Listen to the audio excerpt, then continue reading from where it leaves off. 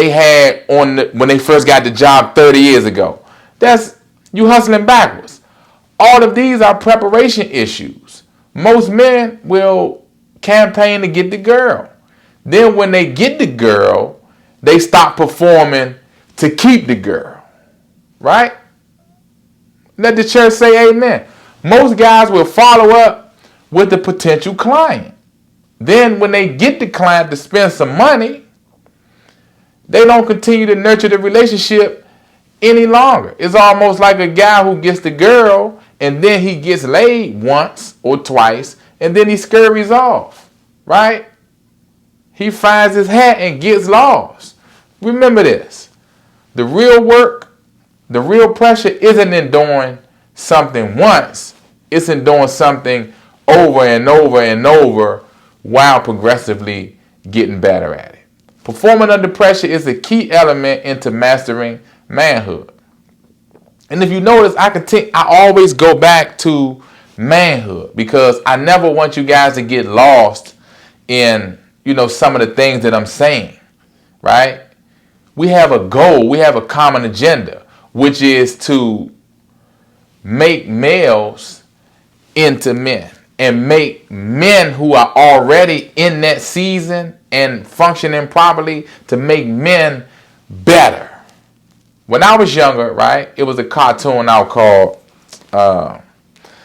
Pro Stars, right? And it was a cartoon that had Bo Jackson, right? We remember Bo. Bo knows football. It had Wayne Gretzky, the great Wayne Gretzky, the great one of hockey. And it had Michael Jordan, his airness, right? And at the time as a kid, I was just being entertained watching these great sports icons become animated and perform on a cartoon. I love the cartoon as a matter of fact. I mean, I would get up, I believe it was Saturday, and I would get up, eat my cereal, man, and drop my cookies in the cereal, and I would get pumped up about the cartoon, right, and then go outside and try to do all of the stuff I seen on the cartoon. But little did I know that these men had already mastered how to perform under pressure in their real life, in their lives. And they had done it so well that now on the cartoon, they were being celebrated.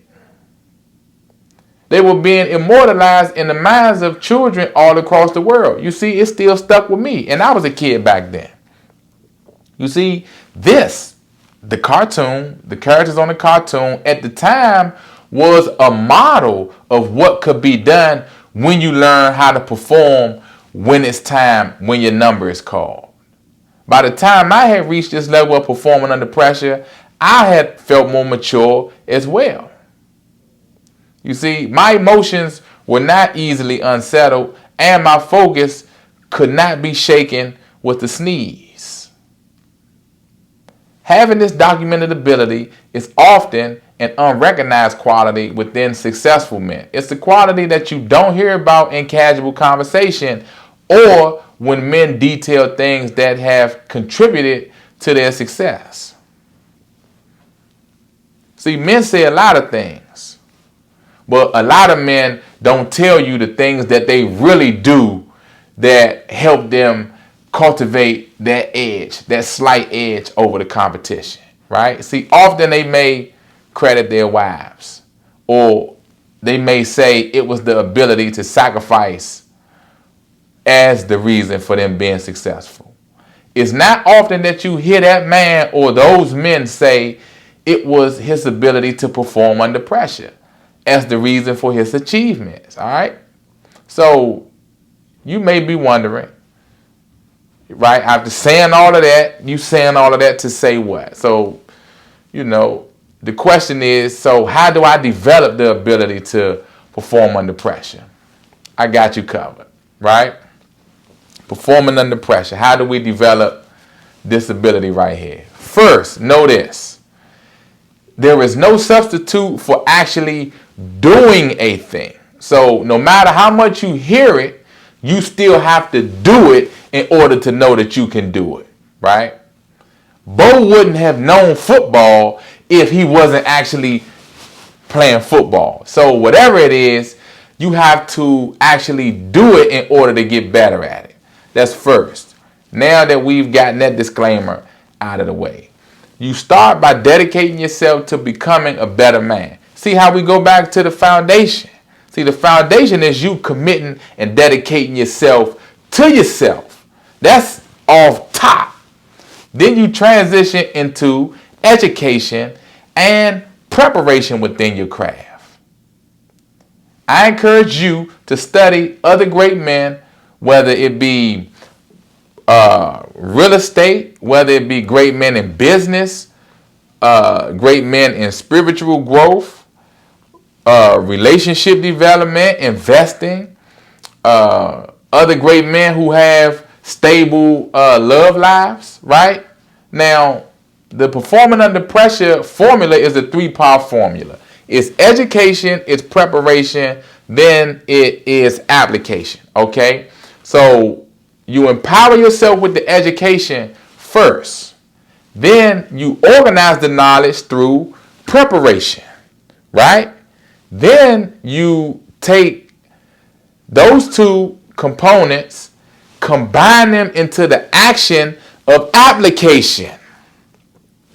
Let me tell you guys a story. And that was all 3 parts too, right? So a story of how I worked the formula, right? I was just beginning my career with DC government, okay? At the time, right, I had already had one of my engineering licenses. At the time, I began asking more questions within the organization about other positions that I could assume which would give me more clout, right? I wanted to be the best. I told you guys that. So when I discovered was that it was another engineering license available that other competing companies like Metro and DDOT and DC Water had required in order for their engineers to work at the company. And even though this second engineering license was not a requirement for the governmental agency that I was with, I took action anyway, right? I educated myself on the process of acquiring the Class 7D operating engineering license, education. Then I prepared myself for the exam by researching and ordering the study material on my own. It wasn't available to me. Seek and ye shall find. I seeked the knowledge and then I found it, right? And I prepared myself for the exam with that material, studying on my own. Preparation, right? The second part. And finally, I took action. When I scheduled for the exam and applied the knowledge I had acquired to ultimately retrieve this new license. I worked the formula. It's that simple, right? So hopefully you can retain that example and make it applicable in your life in some way for a short-term goal that you may have, right? At that moment that I completed those action steps, I was the youngest engineering equipment operator within the company, and I had the most credentials. I also applied the same 3-part formula to acquire a commercial driving instructor's license, right? Not the CDL instructor's license. I did all of that within the same time frame. I was smoking, man. They should have hit me with the fire extinguisher, man. You understand? They needed to wipe me down, man. I needed to stop, drop, and roll because I was on fire, right? I had studied and prepared myself beforehand. So I was able to perform when the time came for me to seize the opportunity. This experience of performing under pressure had actually birthed the concept of the 3-part formula, which was unbeknownst to me at the time. So how does a person develop this ability to perform under pressure, right? I'm sure you know, the question is going to continue to resurface. So what I would say is this. As a man, you must always make your decisions based on the empirical data of your research. However, you must exclude, right? You must exclude the unreliable data of an elevated emotional presence. Why? Because we know that everybody can't be right all the time. And we know that it's more than one way to skin the cat. So there's only a limited number of correct choices, right? As the saying goes, for the path to destruction is wide and many enter through it. But the path of life is narrow and few find it, which is to say, the constructive activity in men is highly logical and the destructive activity in men is highly emotional, right?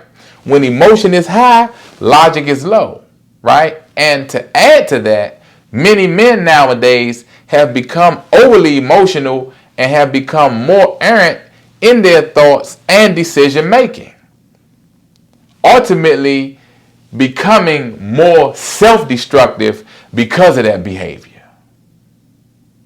Right? Your natural logical thinking is lower than normal, right?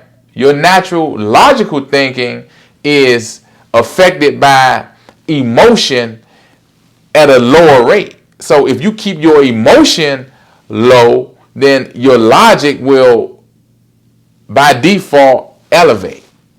You should always lean on your preparation, which is to assume that you've already committed the time necessary to give yourself an advantage within the circumstances. You see, this is a signal of maturity, and we talked about that. These behaviors are the signal of you becoming a great man. Apply it wisely.